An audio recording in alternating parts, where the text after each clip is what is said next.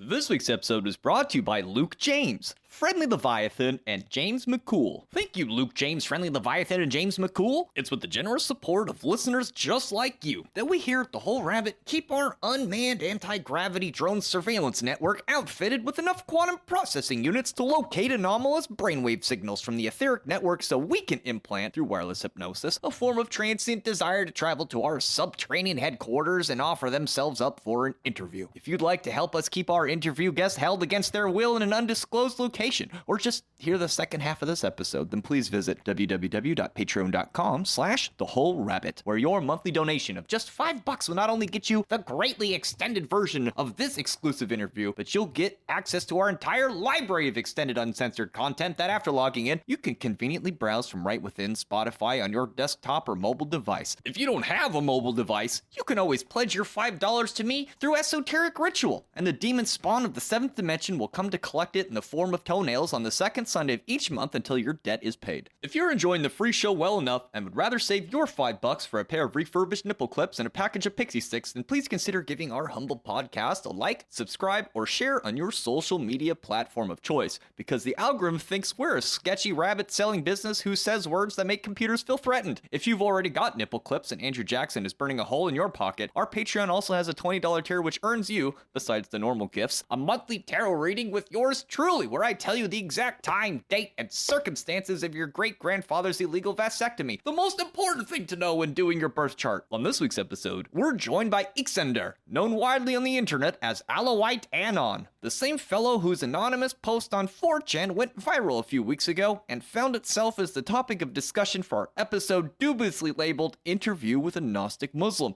As fate would have it, he tracked us down, and instead of punching us in the nose, which was probably warranted, he offered himself up as a subject of interview about his ancient faith and the occult tenets contained therein. In the free section of the show, we ask Iskandar about the origins of his people and faith, the esoteric aspects of his practice, the initiatory ordeals and structure of its inner order, its little-known connection to the Knights Templar, the rejection of holiness, what occult materials they study, and if women may participate or not. While this covers quite a mountain of interesting information, we do go quite a bit deeper in the extended episode as we talk about the magical mother letters AMS, advanced astral travel, the anatomy of the human soul, the origin of the demiurge, if gods can die, the highest principle, how to deal with demons, the tree of life, the archons or sultans of this reality, the earth gates where they reside as guardians, the adversary or shadow entity, LUCIFER, and finally, what cosmically horrific thing happens when we die. So buckle up, thank you, and enjoy the show.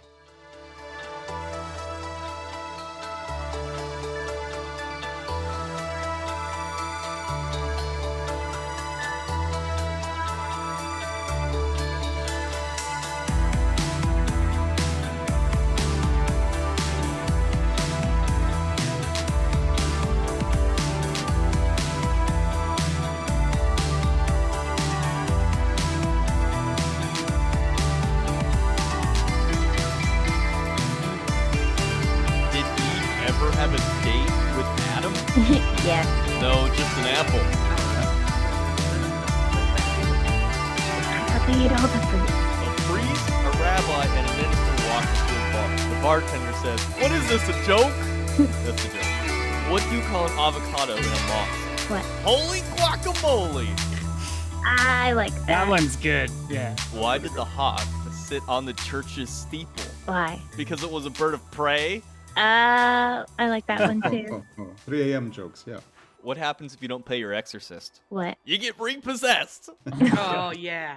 Hello, everybody, and welcome to The Whole Rabbit, where we don't just brazenly misrepresent the secret mystery religion of an ancient Syrian people who did nothing to deserve such injustice. Nay, we gather ourselves an actual learned emissary of this ancient people to answer our questions in his own words, tell us about his secret religion, and how we can master reality, because this week we're interviewing Alawite Anon about the secrets of the Najm. I'm your host, Luke Madrid, sometimes known as Hack Rabbit. I'm joined this week by the maker of miracles, Marisama, Hallelujah, y'all. the hibiscus honey humanist, Hecate Astra, Hello. and the criminally crystalline Tim Hacker of the Cryptic Chronicles podcast. Hi. That's it? Just hi? Hi. Hello. I'm glad to be here. Well, thank you for coming back, Tim, because we're in different time zones from our guest today, and because Mal also has a day job like the rest of us, he could not make it today, but he will be back for our next topic. Now, just a few episodes ago, we did a show titled The Anonymous Teachings of a Gnostic Muslim, which was based on the content that Mari found in a 4chan post in the paranormal category X. Sometimes we do that when we're short on time, you know.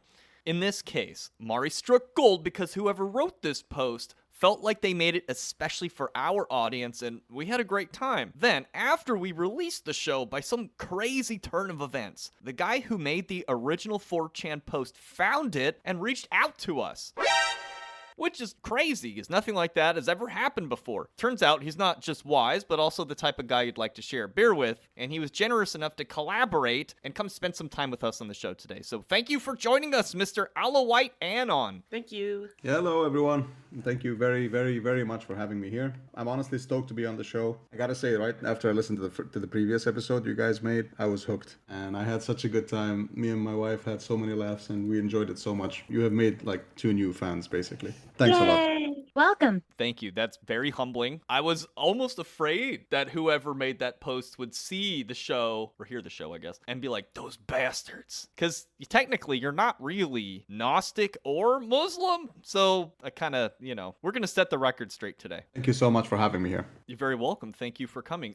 First order of business, what do we call you? As an anonymous poster, we've only ever known you as Alawite Anon. Well, my name is Iskandar in Arabic, or Alexander in the infidel languages. You can call me whatever you guys want, Alex, Iskandar, Alawite, it's just a nickname. The previous one I used was just on the spot during those 4chan threads because it seemed appropriate, for the audience at the time. But yeah, I'm Alex, and I'm very happy to meet you all. Yeah, welcome. Nice to meet you. Iskandar? Yeah, Iskandar. Awesome. Well, the post you're talking about on 4chan, the one you made, it was fascinating, and for us here at The Whole Rabbit, it was interesting to see how many ideas it reflected that we had been studying in regards to Gnosticism, and of course we'd seen echoes of it elsewhere in the occult corpus. Moreover, your religion seemed entirely unique at the same time. Since classical times, Westerners have found themselves enchanted by the magic of the Middle East, and today we hope to continue that tradition by having you share with us the wisdom of your culture and your secret faith. I suppose first of all, why are you choosing to share your secrets with us and the rest of the internet? In the beginning, it was a form of vanity, some kind of vanity-fueled exercise that I did on 4chan.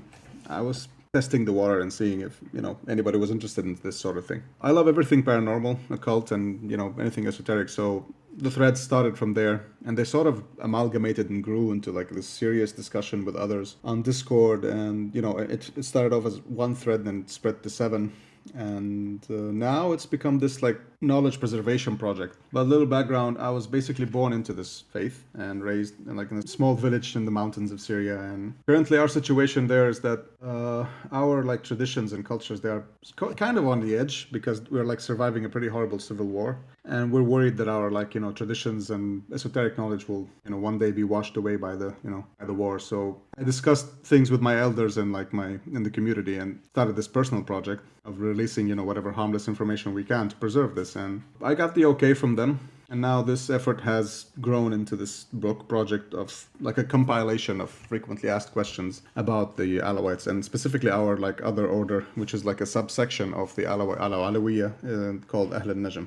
So I'm here to share that with everyone, basically, in a way that maybe that surviving, generations, when they look back and ask, okay, who are these guys? What do they believe in? Assuming the planet isn't overrun by sentient AI or, destroyed by them, then they'll know who we are and, what kind of history we had and everything we believe in. When we were originally doing the post, I was actually initially kind of nervous to share it because if what you say really is secret and it's held by, secret vows and everything, I was worried that if your elders found out that you were leaking information on the internet, that you'd get in trouble. But I'm glad to know that you did ask permission to release certain types of information. That's exactly right. And everything that I've released so far is still considered right at the edge of what is like Zahir and Batin. It's not exactly the highly forbidden sensitive information. And even the forbidden ones aren't really that special. It's just more deeper explanations of the things I've already spoke about, basically. So it's all good. There's no trouble to anyone. Well, let's talk a little bit about your people and where they come from. In the book you're writing, the Book of Clouds, you say the oldest name of your people, that Tabit Siamati, means keepers of the old records. and that, quote, we do not represent Islam, Christianity, Judaism, or Zoroastrianism. We are not of the Abrahamic faiths, albeit we mask as such. What then is the true origin of your faith, and what is it currently masking as? How did it come to be what it appears as today? Well, first, I'm really honored that you read the book, or that anybody has checked it out. It's still very much a work in progress. But as for your questions, the origin, we trace our origins back to ancient Mesopotamia, to the time where these like sort of mayors, priests, leaders of small localities in ancient Sumer called the Ensi. These guys ran mystery schools, and they're like, you know, in their areas of influence in cities. And these guys, think of them as like fat, bald Sumerian kingpins of antiquity, and basically, yeah. And when the Akkadian, you know, invaded their lands and, you know, took over, the Ensis and the family, they fled through the desert of Syria westward to the coastline, where they settled in Ugarit, in the northwestern city in Antioch, basically. And they brought with them all the knowledge of the mystery schools and everything that they believed in, which is allegedly pre-flood, but I'm skeptical about that. And so when they mixed their, you know, cosmology and their belief system with the Ugaritians and the mountain folks, resulting, you know, syncretic cocktail was our faith, basically. The name that you mentioned, the Chubit Shamat, is keepers of the old record. It's just an old name. Currently, we call ourselves, you know, amongst each other, we call ourselves Najmiyun or Al-Khassa, like Al-Alawiyun Al-Khassa, or in the public sense, we're just, you know, Al-Alawiyun, basically. What is the people of the star? That's the official name, like Ahl al-Najm. That's like a fancy way of saying people who want to become stars, in a sense. I love that name. Oh, that's somehow very thelemic. That's the end goal, basically. And you asked me about this masking, or like why we do that. Is currently we and the public Alawiyun, from which we actually stem from, we appear as like a mutated branch of 12 or Shia Islam, kinda. And this appearance is necessary because throughout history, our geographic neighbors were never really tolerant of diversity nor any belief systems that challenge the norm. I mean, can you imagine somebody in the Middle East with anti-God religion or something like that? Which is exactly what ours is. Yeah, pretty rough. And our faith basically breaks down every divinity and every god to thought forms and less fearsome levels of understanding. So, and well, I'm really hoping to dive deeply into that tonight. Yeah, that sounds extremely fascinating, actually. Yeah, we had to assimilate, you know, throughout history. I mean, if you look at the history of Syria, you'll see just how many empires occupied that place. And so anytime somebody asks, we'll like pretend to, you know, yeah, we're whatever you want us to be, kind of. But yeah, tonight I'm here to basically try my best to explain who we are and what we do, what we believe in. And I'm not going to break any oaths. I'm not going to get in trouble or get anybody in trouble. And to all the listeners out there, please remember, I'm not exactly like a representative or an emissary of the Alawiyun. I am basically just a dude who, let's say, quote unquote, finished his learning. And I'm here to share. I hope this isn't offensive to say, but it sounds a little bit like the Al-Hassa have some similarities to the Yazidi people, where they're surrounded by others who believe that their philosophy or worldview is somehow heretical to their own, and they're slowly being exterminated. You are very correct in the comparison. The Yazidiyyin, they have a very specific belief system in which their deity, or let's say what they worship, isn't exactly compatible with the rest of Islam, and so it put them in a lot of tough spots throughout history. So yeah, they also practice the same exact way of taqiyya and kitman, not to show who they really are, and save their lives, basically. Now, you mentioned your religion has a bit of an inverse perspective on God and holiness. Naturally, you would want to keep it hidden in an area where that would draw hostility. That being said, would it be accurate to call your religion Gnostic, mystical, or esoteric? I would say we are heavily esoteric, as the overwhelming vast majority of our books are basically written allegories and poetry. So a student really has to dig through the symbols and figure out what they mean. As for Gnostic, I'm actually really happy you asked that because I want to set the record straight. No, we are not Gnostics. We are not Gnostic Muslims, but we are as much Gnostic as we are Hindu, Kabbalists, Zoroastrian, or Neoplatonists. The only resemblance here is that all these rivers came from the same source, from the same cosmology, and we believe that all the other people that I just mentioned now, they have just different interpretations. So sure, we agree on the concept of this divine, unknowable monad that splits and forms the world. We do have the concept of the demiurge somewhat in our cosmology, but it's not the exact same one as the one in Gnosticism. Another interesting place where we, interject with them is Sophia. We have Sophia also in our faith, and her name is Sufa. She also birthed the chaotic understanding, Bina, the sun, the Awim. So we are similar to Gnosticism, but we're not exactly the same thing. To my understanding, we also have parallels with the Kabbalah and the Taoists. For example, the Kabbalists, they also have their own, interpretation of Sophia and the Eitz Chaim and the tree and the sphere of Chokmah, if I'm not mistaken.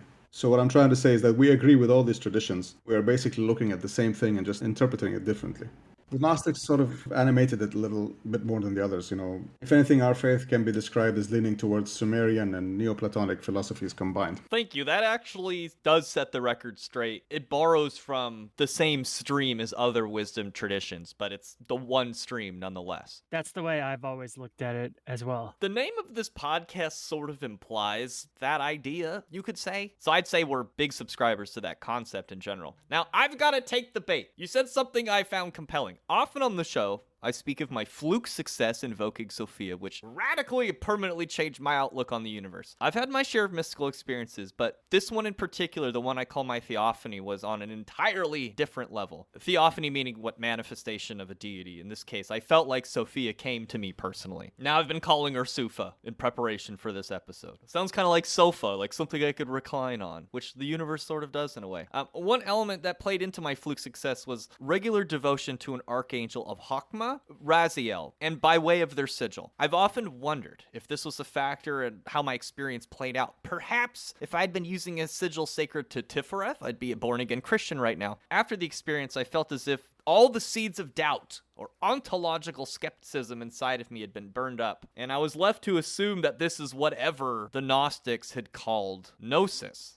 Well, cracking open a Sphero will do that to you. Yeah, it seems like. That experience is what we hope for every candidate to go through, the yaqeen, the understanding, but we're just talking about different Sphira. Yours was with Chokmah, and ours mainly focuses on Tiferet. So, I mean, if we're talking in the Kabbalistic terminology here. But you know what? I'm going to leave the Kabbalah to the Ahlul Kabbalah because it's not ours, it's theirs. I'm not going to dive too much into that. In your experience with Sufa, the divine recliner, sounds very fascinating. She is, and it's very, very based. It isn't an everyday occurrence for someone to withstand that radiance of wisdom itself. Well, I went a little nuts. It was a heavy gnosis to take, but now I know it. And I paid the price and I'd pay it again. Now, I said the word gnosis. You said yaqeen. What is that exactly?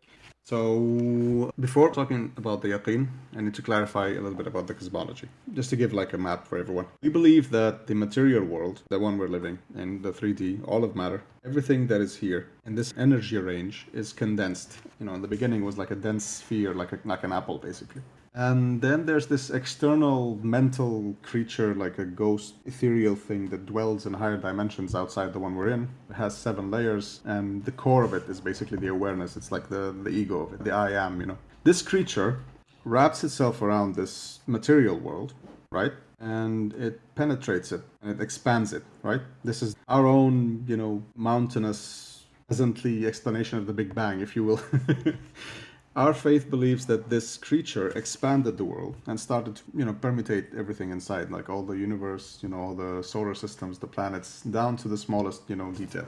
And through night travel, which is another thing that I'm hoping that we visit tonight, through projection, you can reach this yaqeen, this gnosis which you speak of, and it's a shared vision of sorts inside that realm, inside the mind of God. Something I cannot describe, because if I do, first of all, it's forbidden in my language, in my faith to do that. It would defeat the purpose of the entirety of our teachings if I talk about it. But it is attained through night travel, and it's an experience, just like the one you had. Okay, so what's night travel? Night travel is you dive in. Is that like astral projection or like OBE? It is exactly astral projection. Ah. So when you night travel, you are to use these like specific letters inside the area there.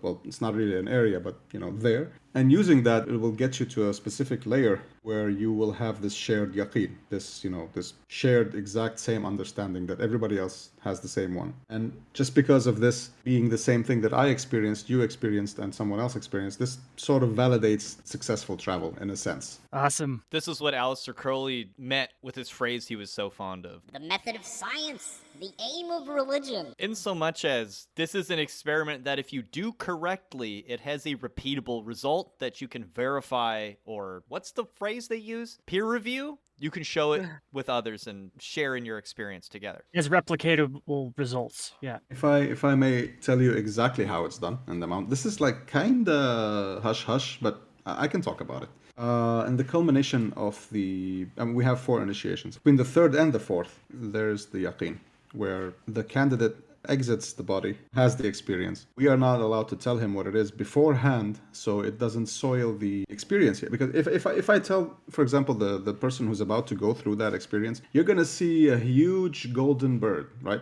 So if he does experience that, or his mind translates that, then that's because of what I said. It's not really any yaqeen or any gnosis. It's just me influencing his psyche, his mind. But if I keep my mouth shut, he has an experience, or she has an experience. They come back and they give us tiny signs. We have 3 specific signs, which I mentioned in the book, like tiny signs that are related to the yaqeen. Then we give them the document, which contains the full description. And 99.9% of the time, it's exactly what they experienced. Awesome. This sounds a lot like the best of what occult practice has to offer, because what we know about Western magic, you're given a series of grade signs as you progress through your initiations, which you then are intended to use astrally in the dream realm to communicate with or verify spirits that you encounter, etc. And so it seems obvious that you would need to obscure the fact that you are doing an occult practice in a place where presumably an accusation of witchcraft or sorcery would be very bad. So in your book, you say that your people have protected themselves and their inner beliefs through a form of taqiyya or kitman. What is that exactly? The taqiyya and the kitman are just basically fancy Arabic words for keep your mouth shut. Essentially, exactly. It's essentially taqiyya is the practice of pretending to belong to a faith. So you maintain your own beliefs to yourself or to your community, and outwardly you project this other belief. So this makes us kind of like chameleons in a sense. It's done for personal safety. It's not done to like trick anybody or for any malicious intent. It's just that because the Middle East is very hostile, and as you can imagine, 80% of our belief is just not going to be compatible with anything around us. So that's why we do taqiyya. And kitman is basically your ability to keep a secret. Both of these are considered essential for survival in Syria, especially now, during the civil war. And these practices may seem kind of antisocial and weird and sociopathic in a sense, but they have saved countless lives throughout history. That's brilliant. Yeah, it's like one of the first things that you learn in most mystery traditions is the talent of silence. It reminds me of to know, dare, will, and keep silent. Yeah, and I've heard of taqiyya before. I'm actually familiar with that. I believe that Judaism has some form of that as well. I mean, I can give like a very small example of that. Circa 2009 to 2016. If I open my mouth about anything remotely related to our religion, I would be in like deep shit, basically. So taqiyya is wearing a cross, going to church every Sunday, or mosque, just whatever river you vibe with, and just nodding and smiling, basically. Otherwise, how would we survive? Because our faith is so anti everything around us, basically. I believe Maimonides lived like that for many years, and without him, we really wouldn't have Jewish mysticism as we know it today. So it's not an unprecedented thing to carry the wisdom tradition with a mask through a greater mainstream culture. In a way, that's how it's always survived. I feel bad for the people that are worried about satanic conspiracies everywhere, because it kind of counts, But but in reality, they're hiding because bad things would happen if people knew. Yeah, free speech isn't really that free yet. Yeah, and I guess that's why people view that form of protection as perhaps like it's a more malicious thing, like lying, because in Western societies, we have the concept of free speech. So it's like a different playing field almost. Not lying, maybe what he said, masking. But yeah, I get what you're saying. Or misdirection, misinformation. Yeah, misdirection is perfect. There's also another aspect to this, to the taqiyya. It's basically, I want you to imagine like an average Joe in Syria. Very content and happy, and the basic entry-level Islam fits him perfectly. He's happy, he's content. His life fits, everything is okay. And he doesn't need any more depth or any esoteric aspects. No night travel, no, latching on to like grand principalities, no. So if you go there and to this person and you have a conversation and you break down everything that they believe in a sense, you're kind of altering their life to the worse, because you're going to cause discord and chaos inside their mind. And sometimes people are just not ready for this. That's why you cannot really learn. Most of the esoteric knowledge is found in every mystery school, unless you go there of your own free will and accord and basically ask for it. That's another reason why, taqiyya is important. Absolutely. And some people can't handle it if like the little box is shaken. They take it as like a personal attack against their very being. It becomes a matter of their identity. Yeah, their ego gets involved. So, to paint a better picture of this, from what I understand, all the males in your faith are sort of expected to participate in the faith. And there are 2 initiations into this faith that are a bit misleading. There's something else going on underneath the surface. Please talk about those 2 first initiations and why does it work this way? So the candidate, which is mostly males, females can join too, but like you said, males are expected. So you're a man now. It's time for you to learn the faith. There's like societal pressure. There's like peer pressure, friends, older brothers, uncles, fathers. They start to wink, elbow poke. It's time for you to learn, etc. So they steer the person, but they have to ask for it. When they do, they undergo 4 initiations in total. The first 2 are bullshit. They're just basically misleading noise. And I'm being honest, the purpose of which is just to weed out like the docile mind, which will accept anything that they are told. I mean, some of the stuff in the first 2 initiations are so ridiculous that you would have to be, just, you're not using any brain cells to, to really digest them or to, unfold them. That's great. So, yeah, and they crank up the complexity. I mean, tomes upon tomes, like one book is like 400 pages, the other one's like 300, to the point where the candidate doesn't know his own name anymore. It's just like so many things. You finished that risala? Read this one. Have you finished this book? Read that one. And so they keep going and going. And if they don't wake up and say, well, okay, stop, this is crap at some point, then they don't advance. And there's a test. There's an actual, like a physical, literal ritual that we do, like a test of submission at the end of the second initiation. And if they're like goody two-shoes and they just, they do exactly as they're told and they recite everything and they sort of submit in that test, and they stop, and that's it. They don't advance anywhere. They remain in the, what's it called, the amma, the public section of the Alawiyah. The ones who reject that, they advance. And the reason we need the candidate to reject this nonsense is because the nature of the upper world, the actual thing that we're studying thousands of years now, is like a cosmic funhouse filled with all kinds of illusions and smokes and mirrors. I mean, it's the mental world of God. So if the candidate can't push through the bullshit here in the waking world and maintain skepticism and willpower to do that, then they're definitely not ready for any kind of night travel or to understand the larger picture up there. You need a rock solid bullshit detector. Otherwise, none of this will make any sense. And part of this is also rejecting, if you learn to sort of be skeptical and to question everything in front of you, then the culmination of that is in the afterlife, when the person passes away and is presented with all that they are presented with after that. So you need to be able to clear the smoke and noise and focus on what is actual in these first 2 initiations. And these are like filtering systems that decide, if, okay, is this guy or this girl really up for it? Can we go through with like projection and, the whole shebang after that? Or are they just gonna let go? And sadly, the vast majority just, they nod and they go on with their life, and they're given a pat on the back, and they're also congratulated. The ones who don't pass the test, they're given this kind of like a mock congratulation, and they're given more of the zahiri quote unquote esoteric knowledge that they were studying with, and they can just continue reading those, forever. What you say makes a lot of sense, because every wisdom tradition I can think of warns you to not take things that you experience in dreams or on the astral level at face value. You're expected to test the spirits and to have, be able to filter out some things, because it's a wild west out there and they will mislead you. Now, how exactly do they separate these 2 groups of people? What is the ordeal that they put you through that makes you either accept or reject? Is it just like a slow buildup over time? You're just like, okay, you're feeding me nonsense, or is there like a culmination to it? Oh, no. No, it's a climax.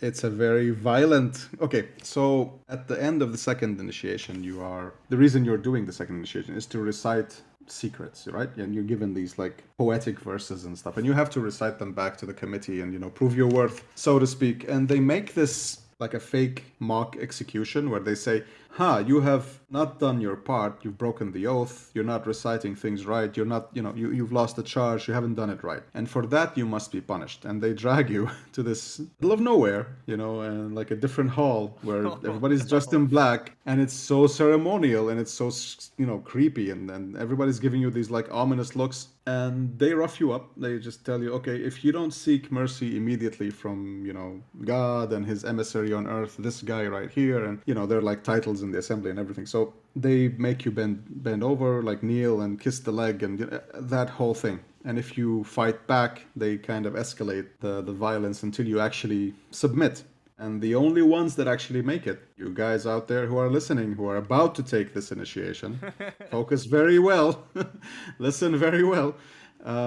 That's the moment where you need to fight back. You need to say, okay, I don't care. Like, whatever you guys do, I'm not, kissing any legs. I'm not, submitting to anything. And, fuck this. I'm not doing that. And you have to sort of show some kind of metal, some kind of like rejectionist, vibe inside you. And when you do that, when you push away, they let go, and you are, congratulated basically for, kind of like showing your metal. It's kind of theatrical, but the problem is that the violence is real. I mean, I walked out of that thing with a bruised face, like my cheek was like an apple size basically. But yeah, it was worth it. Gotta weed out the weak. This independent rejection of religious narrative, I think, is probably something that many of our listeners can relate to, including myself. For example, going to church since childhood before having the independent notion that I'm not getting the whole picture. Questions are left unanswered and chalked up by the church to lack of faith or something like that. And it's intriguing that this mechanism of rejection is built into your group's practices alongside a net of sorts to confirm those suspicions and assist in breaking through beyond that. I feel like if this practice was more common in the Western world, that perhaps the absolute rejection of spirituality in the form of atheism or biased scientism would be less clutched onto by the people who reject the narratives in the religions. And as far as spirituality is concerned, at least in my personal opinion and experience, the connection and meaning of spirituality is not something that will take if it is imposed upon you. It's something that only takes if you seek it of your own free will. And that does often involve rejection of what is the imposed narrative. Well said. It reminds me a lot of the Knights Templar for some reason, and all of the accusations that were made in France of their initiation rituals. And while those were obviously trumped up to get them burnt at the stake to persecute them, all we really have is our intuition to tell us, like, did they have some ritual kind of like that? It sort of seems like they did. What if I don't want to kiss the butt? You have to kiss the butt! Or his butt. Or if we ask you, you gotta jerk me off. That's how this works. Welcome to the Knights Templar. Have you met our friend Baphomet? In Finding Nemo, he touches the butt. He does. They did have a weird ritual concerning a decapitated head. Is that in the Knights Templar or in Yes. the Scottish Rite Both. South jurisdiction of... Oh, it's in both. Okay. Well, okay. But the secret behind this decapitated head ritual is pretty obvious. I'm sure that the Rabbit King already knows where I'm going with this. It's John the Baptist. Is that related to the headless, right? No, not the headless rite. It's basically just John the Baptist veneration. It's not a real decapitated head. You know what I'm saying? You know who John the Baptist is, right? Yes. Oh, yeah, we do. So Okay. the ritual you're talking about is symbolic for his decapitated head. Is that what you're saying? Yes, but it's also to Okay. trip people out. Well, it was to trip people out. That's very interesting. Can you tell me more about the goat ritual? Do you know anything about that? Which one? With Azazel?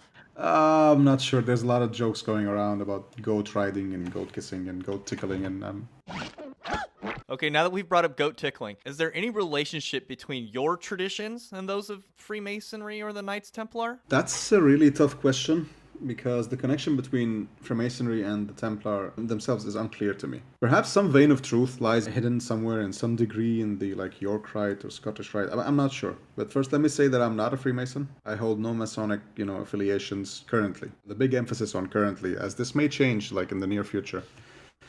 Personally, I think there's something to it, to Freemasonry, so Fingers crossed. But, to answer your original question, the Knights of the Temple of Solomon were our buddies, basically. Those, I can answer about those. They were like our besties. They used to, this is documented history. Our mountains are riddled with like little forts and caves and carvings and everything. The reason for that is that as they were making their journeys to the Holy Lands and protecting, quote unquote, protecting the pilgrims and not at all to do anything else, they traveled through our mountains. They were going through these like mountainous passes and roads, and they were doing that to avoid banditry and attacks from like both sides of the mountain, from the coast of Antioch or from the hills of Hama and stuff like that. In our mountains, they basically sought refuge during the night, and we provided sanctuary and protection. And in some cases, these folks, they actually sought the Najmi teachings. They got initiated, and this interaction underscores the importance of being conduits between of cultural and spiritual exchange between Europe and the Holy Land. They're like the vein, connecting these two worlds. And they did this not just with us, they did this with the Ismailis, they did this with some of the Kabbalists also in Jerusalem. They went there and they were doing a lot of digging near the temple, and they took a lot of artifacts and teachings and traditions from there and transferred them back to Europe. And when they were in our mountains, some of them actually went through the 4 initiations, all of them. They finished everything. They know what we know, let's say, and they do what we do. Yeah. And so I'm not making the bold claim that we are the origin. We are not the origin. I don't think anybody knows what or where their original rituals come from, but I can see a clear imprint between our cultures and theirs. As nobody knows about where the Templars got their esoteric tradition. It just comes out of nowhere. They originally were just Christian knights, so that makes perfect sense that they got it from you. Not us. No, I'm not even sure we got it from us. Let me tell you how it goes. So somewhere along the line, they became mystical. Yes, and that happened in my personal humble opinion, from what I read. It happened in Constantinople, not in our mountains. But in our mountains, they learned the blindfold and the tied hand and the clockwise motion and stuff like that. I don't think that what they believed in, like their esoteric practices, is strictly Najmi stuff, but we have, let's say, if they had a library, we'd have a book there. But that's all I'm saying. Oh, yeah, because just like how you guys see everything as the same stream, the Templars saw it the same way, too. They venerated all the gods. They didn't think that one god was overall. They were down with Muhammad. They were down with Jews. They were down with everybody. I would very much be interested in doing a full-on comparison, an academic comparison one of these days. To them, it was the same thing, just different label. Yeah. And that's why in Masonry, if we are going to go along with the whole narrative that the Freemasons are the surviving Knights Templar, that's why in Masonry, the one rule to join them, two rules. The main rule to join them basically is you have to believe in a higher power. I created gingivitis. It doesn't matter what that higher power is, the name you give it. That's actually the first rule in ours also. So there's another one, another checklist. But hold on a second. The higher power should be anything. That's what we kind of, it's not specifically that one specific god or that specific god. It's your same thing in Masonry. Yeah. That's also very comedic because, if they had people come over with their gods from their lands, they'd be like, oh, okay, yeah, that's cool. We called those Neteru by these names. That's cool. Now, because so many take these initiations but don't make it to the 3rd, are people aware that there's a 3rd and a 4th, that there's a higher level teaching and that they didn't make it? Is that something they know, and they know that there's others walking around with that higher knowledge, or no? This is kind of like the moon landing, because there's knowing and then there's confirming. So people who live in the community, they hear stuff, they see stuff, they see people preparing, wearing the robes, but they don't know what's going on, and they believe it's just, we're just celebrating the spring, or things can appear as other things. And the Najmis, the Khassa, we protect our taqiyya again, we protect what we believe in very, very, very well, and we take oaths and stuff like that. So the majority of the people don't really know what happens behind those closed doors. They just know that there are closed doors. That's how it goes, basically. So the answer, the short answer is that people don't really know. They just have an idea that it happens, and that's it. In the book, you discuss the idea of spiritual uncles as part of the initiatory process. What are these uncles? Yes, the infamous uncle. So imagine a grumpy Dumbledore or Gandalf, dude with tattooed hands, and it's just they have to fit that role, you know. Every uncle has a really long beard. I don't know why. It's like a stereotype. But anyway, the uncles are a serious answer. They are like elder Alawite assembly members. They should have been there for at least 7 to 10 years. I mean, depending on what role he has to play in the journey. They are like the mentor of the candidates. They're like spiritual guru.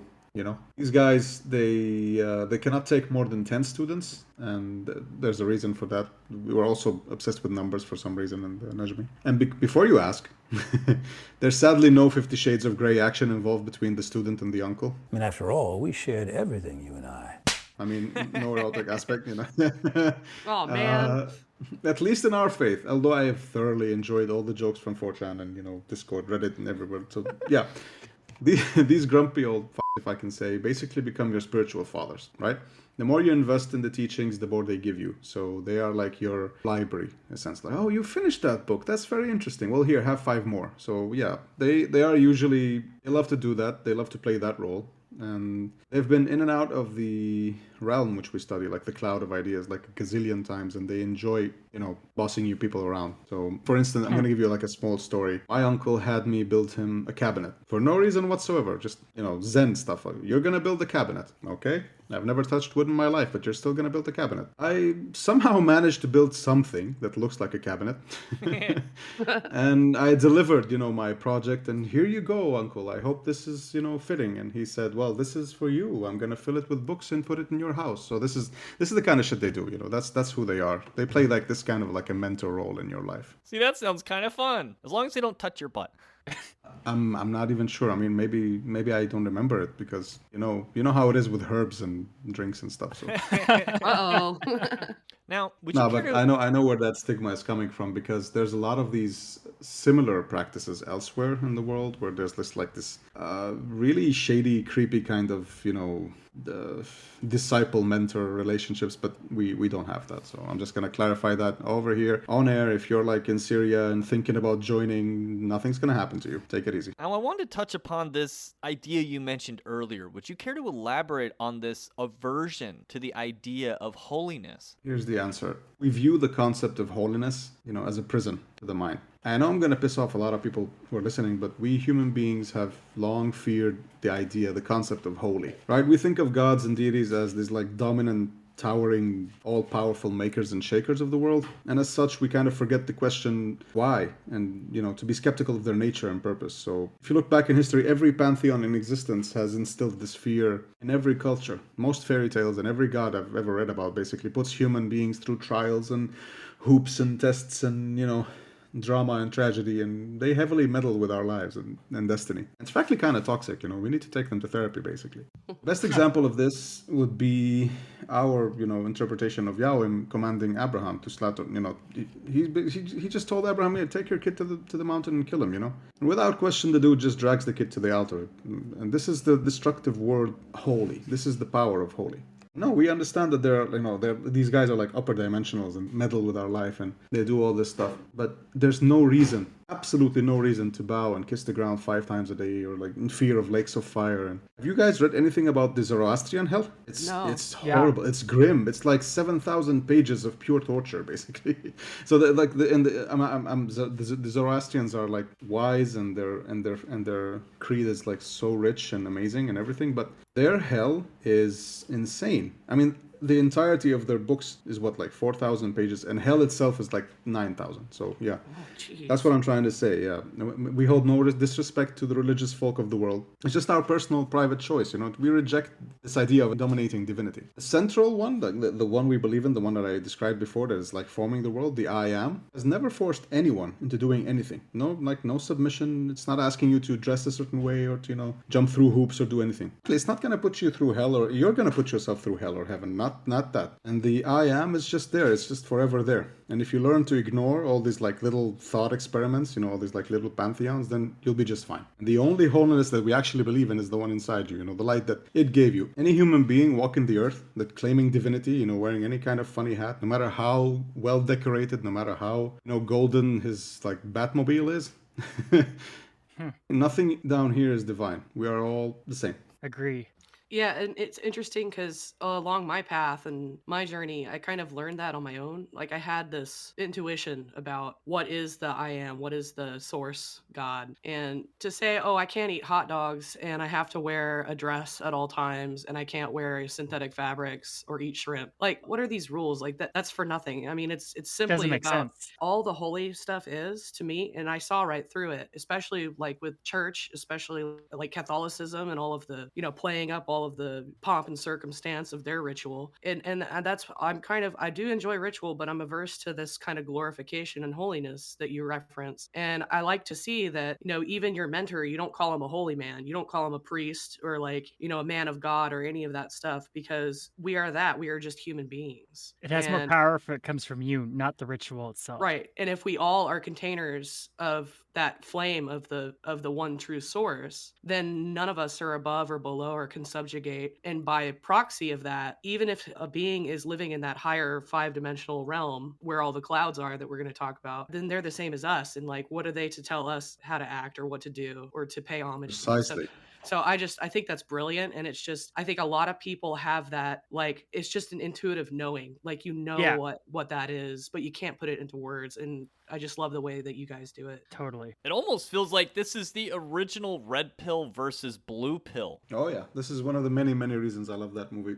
Only if, in our case, Morpheus is like a grumpy old man, and the rest of the, the crew of the Nebuchadnezzar bitch slapped Neo repeatedly and told him to submit, and only gave him, only if he stood up bloodied and cursed them all that they gave him the red pill, so he had to fight for it. So yeah, it is exactly that. There's one point in the film where everyone believes that Morpheus had to give his life to save Neo, and Neo's like, this is some BS. I'm not going to take that. I'm going to reject the whole prophecy about me and about everything, and I'm going to go save Morpheus, So he has to go through this himself at some point. He has to deny that he's this holy, sacred thing in order to actually be the holy, sacred thing, which is kind of interesting. Huh. Neo could just download Kung Fu, but in real life, we have to read books or meditate and all of the other things as well. That said, what is the Silsilat Talim al-Nur, as it's written here on my page that I'm sure I butchered in pronunciation? I just gotta say before I answer that question, the way you just smoothly transitioned to this was brilliant. That was so good. Yeah, he's awesome at that. Oh, wait, thank you. Smooth. So the Silsilat Talim al-Nur is Arabic for the chain of teachings of light. It's just a fancy way of saying the curriculum, right? The library. The candidate has to go through all of these. They have to study them thoroughly. And by thoroughly, I mean he's being monitored. He's being tested. There are visits. There are hours upon hours. There's just, give me your phone, give me the TV, sit down and read. And basically, these are like the greatest hits of historic essential teachings before advancing into anything practical. And, doing anything like night travel, cloud work, associations, the holy letters. And okay, there we go with holy again. It's not really holy, but we say holy because they're the ones that we use up there. And anything that involves the cloud work. This is from the Silsilat Talim al-Nur. These are like the selected works. And another part of it is the parallels, right, with the other world religions and cultures, going all the way back from the Sumerian stuff, which I might, I want to say that the Sumerian tablets are insane. There's so many weird stuff there. But anyway, from there all the way until, let's say, late Islam, we take everything and we digest it and dissect it, and we look through the parallels of anything that has anything to do with the cloud world. And the importance of this, the fourth initiation, we kind of, we take all this Silsilat Talim al-Nur, we put it aside, and we tell the candidate, okay, now you've done the theoretical, it's time for you to do the practical. They tell you the do's and don'ts of the upper cloud. That's why you've been reading them. All these books, all these manuscripts that you've been going through, they're just to describe what you're about to do. And now you can start basically doing your cloud work and to actually understand God in a way that isn't written in front of you in a book. So it's kind of weird, but at that moment when you've been studying this thing for like 2-3 years and they tell you, well, everything you've read, put aside, it's a bit disappointing, but you also see the bittersweet, use of it, that, okay, now I know why, because I know what to expect when I go up there. And then they really show you, basically. So I don't know if we talk about this later, but what's the cloud world? Like, is that, should I not Hoping ask that that? we go. Okay. We talked about it in the original show, but it's essentially like Plato's world of forms. I mean, if you're thinking about it philosophically. Okay. It's so It's much where you more. go It's when basically you astral travel and get out of. Do you the explain that material. later? I can. I mean, I can explain it right now. Because it's just interesting to me. It's. Have you studied the Kabbalah? I have. It's the absolute. It's the archetypal living world of forms, the world of Mithal from Sufism. It's basically the mind of God. So is it Right? like the mind of? Is it like the mental plane? No, he said it was Atziluth, so that oftentimes encompasses the sphere of Hakma, and it's the outflowing of light Yes. from Kether. The cosmology has 7 layers. The first 4 are. If we're gonna dive deep into the Kabbalah, let's do it right now. And the world that we have. So in the I don't very want to center. sideline us though. I mean, No. No, This is go ahead, this let is him- perfect. This is actually Okay. really good because this is gonna give a clear view about what we mean when we say cloud world and the realm of ideas and stuff like that. This is what Plato was talking about. This is what the Sufis talk about. It's all the same, and even the Kabbalists. So, in the let's call it upper dimension. Let's for the sake of example, let's call it upper dimension. There's a mental being, right? It's alive. It's a living thing. It does not have a body, but it's alive. No meat suit, just living thought. And in the middle of it, there's the center where the light emanates from. That's what the tree of life. If we're gonna go there, it's the Ain, the very center, the very place of stilled nothingness, would contain all the sentient life of everything. From there emits the first layer, the second, the third, and then Keter, right? The crown. Yeah. Okay, these 4 in our cosmology we call them the I am, the Akun, the Ana, the thing, the center of God, let's say. From there is what Plato, the Hindus, and the Sufis have been studying throughout their religions and their philosophies. The world of archetypes, the world of forms, the primordial sea of the Egyptians, the Sa, that's after that. That's anything underneath the Sphira of Bina and all the way down to Malkut. That's the worlds of, was it Riya, what was it, Yetzirah, those, the other 3 worlds, right? Yeah, you From skip Kabbalah. dot. That's not a world. That though. is that's a whole different thing. That's where all the spheres basically switch polarity and they go apeshit. But no, kind of. What we study is how to travel. If we're gonna talk in Kabbalah terms, you are to go through Tiferet to understand the Ein Sof, or that's the main gist of it in Kabbalistic terms. Okay, I think I get it. Going to Tifereth makes some sense to me because it's often said that that's where one's holy guardian angel resides, and the first goal of the magician is to make conversation with one's holy guardian angel, to get to know this angel. And so it sounds like your wisdom is syncretic. It comes from various different cultures, and there's lots of different wisdom traditions we could look at to get an idea of what is taught in your system. Yes, that's very, very true. If you meet an Alawite or Alawi or someone from Ahl Najm and they tell you, well, we have this and we have that, just stop them right there because we don't have anything. What we have is a collection, let's say, of 10,000 years worth of cultural dissection. We go through everything around and we see what has been proven to fit in our cosmology, which we inherited from, kind of inherited from the Sumerians. The language will be different.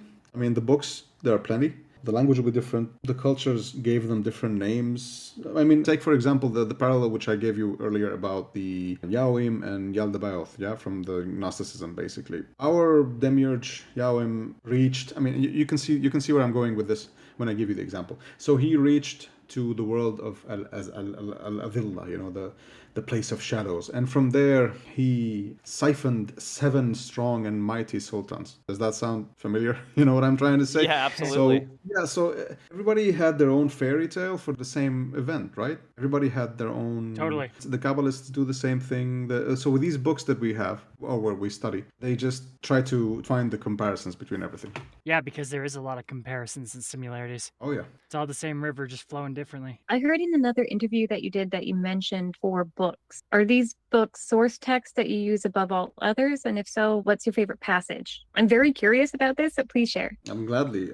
If you mean strictly from the Alawiya or from the Khassa literature of the Alawiya, we have essential core. One of them is the Kitab al-Usus, Kitab Dalam, which is very forbidden. The book of Dastur, the book of Al-Yunan. And I'm going to go back to the Dalam soon and tell you why. And then lastly, we have, for example, the Mawarid. That's also another good book. The four ones which we dive into a lot are Dalam, Distur, Book of Enoch, and Elusus, because they contain our cosmology to the fullest. But if you mean from like the chain of light that Silsilat Ta'lim Nur that I mentioned before, it would take like 10 minutes to list everything from those Did you books. say the Book of Enoch? Yeah, we do. We study it in a symbolic sense because That's awesome. we have because we believe that he kind of ascended in a way. But his story is a funny one. It's like an allegory for the mind overcoming the smoke and becoming one with the stars. So he's a prime example of that. Akhnuch is a very prime example of that. But yeah. So as for the books from the Silsilat Ta'lim Nur, we have a whole bunch of stuff, like a myriad of Ismaili, Harani, Sabatian, like Kabbalah. We have a lot of those. But as for the Kabbalah, we don't really go into the Talmud or anything like Judaic. We're mostly concerned with the worlds of formation and how to access it and the tree of life and stuff like that. But yeah, so you asked about like favorite passages. I can give three from. Yeah, one of them is from like. At Risale al-Kafiya, there's a passage where there's a message that arrives to a man having some kind of a seizure, and it says, "Behold within you, seeker, who drowns in your own sea, that you believe to be the cone or like the world. You'd find truth in you and who you are and where you're going, where your light is and where it's coming from. What river do you stem from?" And by this they mean, the I am. Find truth in knowing your origin point. That's one of my favorite passages. It's actually one of the passages that got me hooked into this and made me ask for more, knowledge. And I would say from literature outside the Alawiyya, there's I think it was from the 5th Corpus Hermeticum, I'm not really sure. Message from Idris to his son, Idris being like Hermes, and he says, this is the passage: "This is God, who is greater than any name. This is the God, invisible and entirely visible. This is God, who is evident to the eyes, may be seen by the mind. He is the bodiless, and he is many-bodied in the same time. Or rather, he's all-bodied. There's nothing that he is not, for he is also all that is. This is why he has all names, because they are all one Father. And this is why he has no name, because he's the Father of them all." Over here, Idris is trying to teach his kid about the Hermetic concept of the first. And I love that one. It basically describes also our interpretation of like Hermetic oneness, right? The final passage which I would like to share with you is it's from a forbidden book, so I can't really read the passage for two reasons. Because like I want to keep my head on my shoulder, and because the passage itself is really, really long, but it details the absolute pure hateful butchery of this one demiurge performing like a hostile takeover of Earth over another. So before the current demiurge that we have now, we had another one called Dalam, right? And the one we have now came and he basically butchered everything, ate everything, devoured like prime theophagy, and he harvested every living soul. All the Atlanteans that you're wondering where they are, they're all in his belly right now. Right? Oh, And they got turned into like servitor, like familiars, right? He made their souls into the jinn or the jinnah. So that's when I read that was like so heavy metal. It was so badass when I read That's it. brutal. Yeah, I was young too, yeah. So yeah, those are my like three favorite passages. Yeah, that really grabbed me in the first episode we did, and I'm just like craving to know all about that previous demiurge and all of the subjects and whatever. But Atlanteans, that makes so much sense. I mean, I only joke about the Atlanteans. I have absolutely no idea where Atlantis is, nor do any of our books like note to anything about that. I'm just saying that It's just a cutoff point. I mean, So it's like yeah, you believe in the kinda. idea of Atlantis, you don't literally Kinda, believe yeah. in Atlantis. Like I found nothing actually. I looked in the books and I found nothing. That's Like I feel the no, same way, man. yeah. Like I believe in the idea of Atlantis, but I don't Yeah. believe in Atlantis. However, I did not find Atlantis. I did not find any Lemuria, Bemuria, or anything freaky. But I did find a lot of like Dalamic, let's say, leftover tablets and things that are in languages that even we haven't translated yet, and they're all there in the mountain, basically. Weird.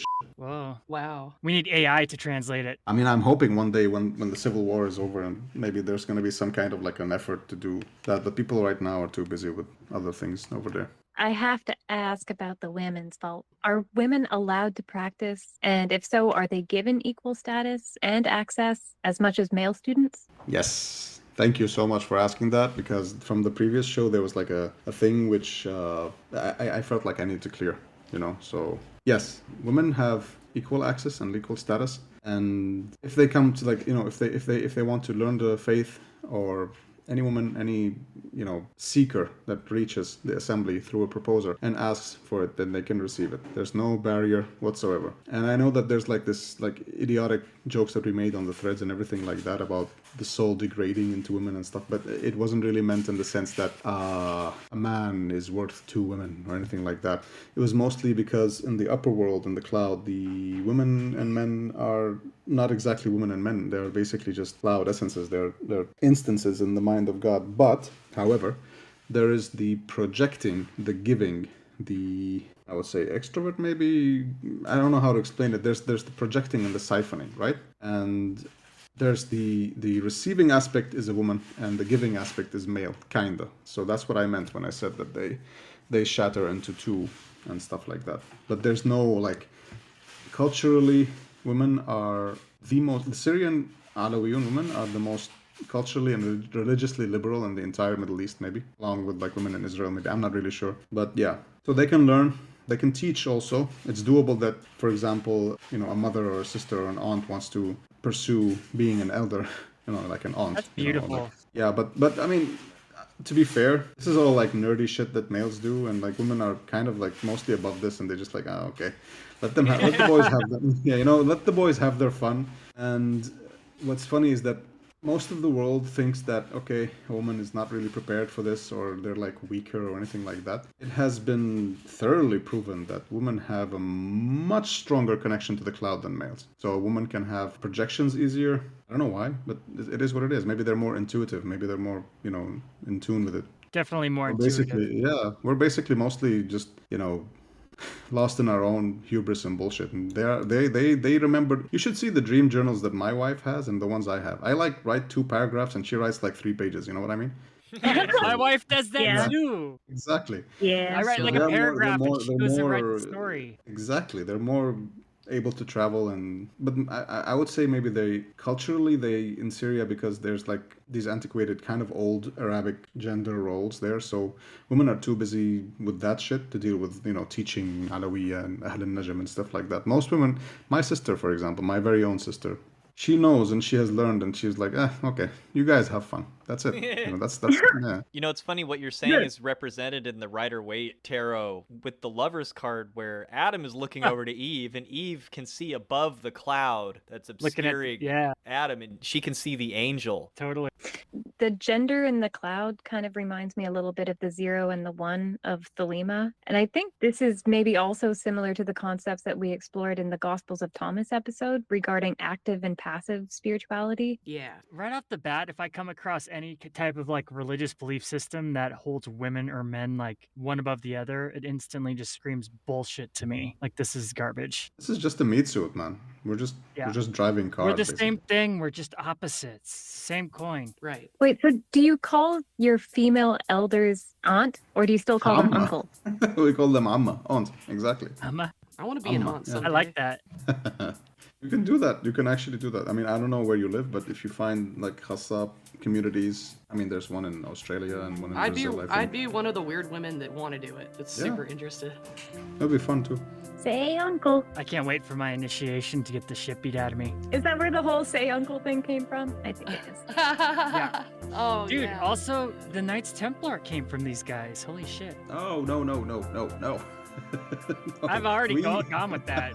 I feel like I've learned this great secret. We've sat on like balconies and porches and stuff like that with Templar folk, and we just put the swords down, after a long day of protecting the pilgrims, and we've had some blue cheese and like some weird herb tea back then, and discussed the mind of God. But that's all there is, just cultural exchange. I'm not, that's all there is to it. What do you think? You think the friends down there in Jerusalem are correct, and they were like, nah, well, we think the ones in Greece were more.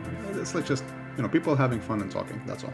What if you'd like to hear more about the secret religion of the Alawite, especially concerning their cosmology, their specific practices, and how they deal with deities and demons? Please visit www.patreon.com/thewholerabbit, where your monthly donation of just $5 will not only get you the extended version of this episode, but all of our extended episodes going back before the 20s. I'll send you a 5x5 high quality vinyl sticker of our Big Bunny Baphomet cover art, and you'll get the secret keys to our Discord server, where you can hang out with us and Alawite Anon as well, because he hangs out with us there. Yeah, you're not going to want to miss this stuff. It's awesome. So thank you for coming on the show with us today. We hope that we'll take a quick break and be back for part 2, yeah? Yep, 5-minute break. Sounds excellent. Thank you, everybody. Eat carrots and shoot lasers. Pew, pew, pew.